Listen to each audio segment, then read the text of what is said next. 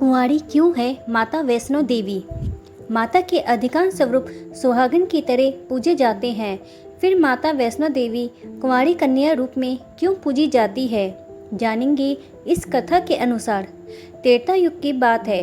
दक्षिण भारत के रामेश्वर में समुद्र तट पर एक सुंदर गांव था। रत्नाकर पंडित यहीं रहते थे। रत्नाकर शिवजी और माँ आदि शक्ति के बड़े भक्त थे। गांव शहर में रत्नाकर का मान तो बहुत था, पर कोई संतान ना थी। रत्नाकर की पत्नी हमेशा माँ आदि शक्ति से संतान की गुहार लगाती थी।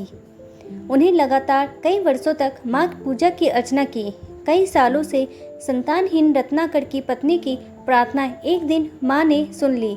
वह गर्भवती हुई तो एक रात रत्नाकर के सपने में एक बालिका ने आकर कहा, मैं तुम्हारे घर आकर रहूंगी, पर एक शर्त है, मैं जो कुछ करना चाहूँ रोकूंगे नहीं। पुजारी और सिद्ध पंडित रत्नाकर को यह आभास हो गया कि माँ आदि शक्ति के सत्य, रज और तम को दिखाने वाली तीन रूप महासरस्वती, महालक्ष्मी और महादुर्गा ने मिलकर इस कन्या का रूप लिया है। नियमित समय पर इस दिव्या का कन्या का जन्म हुआ। रत्नाकर को ये पता चल गया था कि यह कन्या माँ आदिशक्ति ने धर्म रक्षा के लिए प्रकट की है। रत्नाकर उसी भाव से कन्या का लालन पालन करने लगे।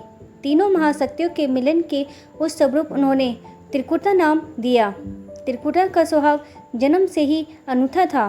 बचपन से ही वह पूजा पाठ और धार्मिक कार्यक्रमों को देखकर प्रसन्न होती। अभी 10वां साल शुरू भी नहीं हुआ था कि त्रिकुटा को ये पता चल गया कि भगवान विष्णु ने भगवान श्री राम के रूप में धरती पर अवतार ले लिया है। त्रिकुटा ने ये व्रत ले लिया कि वह भगवान श्री राम से ही विवाह करेगी, अन्यथा आजीवन अविवाहित रहेगी। त्रिकुटा ने अपने पिता से कहा कि वह रामेश्वर के तट पर रहकर तपस्या करना चाहती है। शर्त के मुताबिक रत्नाकर ने उसे नहीं रोका। 10 वर्ष की उम्र से ही त्रिकुटा समुद्र तट पर एक कुटी बनाकर रहने लगी। वह भगवान श्री राम को पति मानकर उनको पाने के लिए कठोर तप करने लगी। इसी तरह घोर तप करते त्रिकुटा को बहुत वर्ष बीत गए। सीता हरण के बाद भगवान श्री राम लक्ष्मण के साथ दलबल लेकर सीता की खोज करते हुए रामेश्वर पहुँचे। श्री राम को पुल बांधने तक यहाँ ठहरना था। भगवान एक दिन विचरण कर रहे थे, तभी समुद्र तट पर एक तेजस्विनी ध्यान मगन कन्या को देख बहुत चकित हुए। उस कन्या के ओज और आभा से वह स्थान अलग ही रोशनी से प्रकाशित हो रहा था। भगवान श्री राम कौतूहलवश उस कन्या के तपोस्थल पर पहुँचे। प्रभु ने उस कन्या से पूछा, तुम कौन हो देवी, और इतनी कम उम्र में इतना कठोर तप क्यों कर रही हो? ऐसा क्या अभिलाषा है जिसके लिए ऐसा घोर तप करने को विवश हो? कन्या ने भगवान को विनयपूर्वक प्रणाम करके अपना परिचय पंडित रत्नाकर की पुत्री त्रिकुटा के रूप में दिया। फिर अपनी प्रतिज्ञा बताई। त्रिकुटा जान गई थी उनके सामने साक्षात भगवान श्री राम ही खड़े हैं, इसलिए उन्होंने निवेदन किया कि आप मुझे पत्नी के रूप में स्वीकार कर लें। इस पर भगवान श्री राम ने कहा, यह संभव नहीं है। मैं एक पत्नी का रहने का संकल्प से बंधा हूँ। अपनी पत्नी के अपहरणता को दंड देने के लिए यहाँ तक सेना लेकर आया हूँ। त्रिकुटा को ये सुनकर आघात पहुँचा। उन्होंने अपनी कठोर तप का वास्ता दिया और भगवान से विवाह करने की पुण्य याचना की। त्रिकुटा ने कहा, प्रभु, क्या मेरा ये तप व्यर्थ गया? मेरे तप में वह शक्ति नहीं कि आपको प्राप्त कर सकूं। मेरा तप अभी कम है, तो मैं इसे और कठोर करूंगी और तब तक जारी रखूंगी जब तक मेरी अभिलाषा पूरी नहीं हो जाती। भगवान ने कहा, जब मैं सीता का पता लगाकर लौटूंगा तब तुम्हारे पास आऊँगा। यदि तुम मुझे पहचान लोगी तो मैं तुम्हें इस बात पर सही निर्णय करूँगा। त्रिकुटा को इस बात से बड़ी प्रसन्नता हुई कि उनका तप सफल है। भगवान ने उन्हें वरण का एक आश्वासन दिया है। अब उन्हें अपने स्वामी की परीक्षा में उत्तीर्ण होना है। इस प्रसन्नता के भाव से भरकर त्रिकुटा का उत्साह और बढ़ गया। उन्होंने और कठिन तप करना आरंभ किया।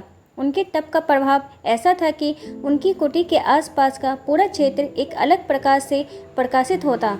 भगवान श्री राम ने रावण के साथ युद्ध कर उसे हराया। विभीषण को लंका का राजा बनाकर अपनी पत्नी, भाई और समस्त सेना के साथ वह अपने नगर को लौटने लगे। प्रभु लंका विजय के बाद पुष्पक विमान पर सवार होकर लौट रहे थे। उन्हें त्रिकुटा को दिया हुआ अपना वचन पूरा करना था। रामेश्वर के तट पर पहुंचते ही भगवान ने विमान रुकवा दिया। सभी को कौतूहल में पड़ गए तो प्रभु ने उन्हें कुछ पल प्रतीक्षा करने को कहा। उसके बाद वह अकेले ही चल पड़े। सारी सेना भगवान की आज्ञा के अनुसार वहीं ठहरकर उनकी प्रतीक्षा करने लगी। श्री राम ने एक अत्यंत बूढ़े ब्राह्मण का वेश बनाया और देवी त्रिकुटा के पास पहुँचे। प्रभु उनके पास कुछ पल रुके, पर त्रिकुटा ने उन्हें पहचान ही नहीं सकी। भगवान ने उन्हें अवसर दिया, पर उनकी लीला को देवी त्रिकुटा भाप ना पाई। तब भगवान श्री राम अपने असली रूप में आ गए। उन्होंने त्रिकुटा से कहा, देवी, मैं आपको दिए वचन के अनुसार आपके पास आया था, परंतु आप इस परीक्षा में सफल ना हो पाए। वैसे भी इस जन्म में सीता से विवाह कर मैंने एक पत्नी व्रत का प्रण लिया है, इसलिए तुम्हारे साथ विवाह तो असंभव है। देवी त्रिकुटा कुछ नाराज हो गई। भगवान ने उनकी मनोस्थिति समझ ली और मधुर वचन में बोले। भगवान ने कहा, आपको निराश होने की आवश्यकता नहीं है। आपका संकल्प पक्का है, इसलिए मैं इसे खाली नहीं जाने दूंगा। इस युग में मैं पतिव्रती होने के कारण विवश हूँ। कलयुग में मैं जब कल्कि के रूप में अवतार लूँगा, तब मैं तुम्हें अपनी पत्नी रूप में अवश्य स्वीकार करूँगा। तब तक तुम हिमालय स्थित त्रिकुट पर्वत पर जाकर तप करो और मेरे अवतार की प्रतीक्षा करो।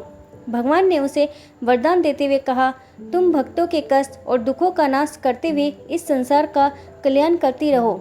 विष्णु का अंश होने, उनके कुल में अवतार होने तथा विष्णु पूजक होने के नाते सारे संसार तुम्हें वैष्णो देवी के रूप में पूजेगा। कलयुग में तुम्हारे लिए कुछ भी अदेय नहीं होगा। जो भी भक्त भक्ति भाव से तुम्हारी पूजा अर्चना करेंगे, उन्हें तुम सर्वस्व प्रदान करोगे। भगवान श्री राम यह वरदान देकर चले गए। त्रिकुटा श्री राम से मिले इस वचन से अत्यंत प्रसन्न थी। भगवान राम के आदेश के अनुसार आज भी वैष्णो देवी उनकी प्रतीक्षा कर रही है और अपने दरबार में आने वाले भक्त के दुख दूर कर उनकी झोली भर रही है। उन्होंने प्रभु के आदेशानुसार संसार के कल्याण का संकल्प लिया। वही माता वैष्णो देवी के नाम से विराजमान है।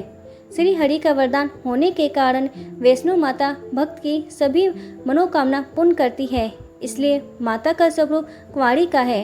वह श्री हरि के कल्कि अवतार की प्रतीक्षा कर रही है।